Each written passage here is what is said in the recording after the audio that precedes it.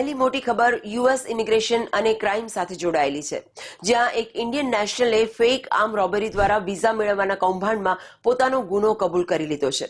40 વર્ષના મિતુલ પટેલે બોસ્ટનની ફેડરલ કોર્ટમાં વિઝા ફ્રોડ કાવતરાનો દોષ સ્વીકાર્યો છે।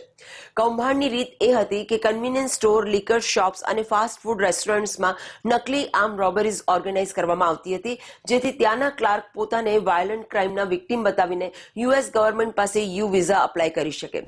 યુ વિઝા એવા લોકોને મળે છે જેઓ કોઈ મોટા ગુનાના ભોગ બન્યા હોય અને પોલીસને મદદ કરે છે।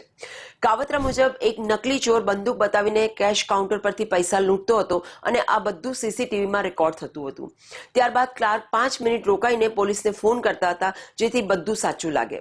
મિતુલ પટેલે આ કાવતરાના માસ્ટર માઇન્ડ રામભાઈ પટેલને પૈસા આપ્યા હતા, જેથી ઓક્ટોબર 2023માં વોર્સેસ્ટરના એક સ્ટોરમાં તેમને વિક્ટિમ બતાવી શકાય।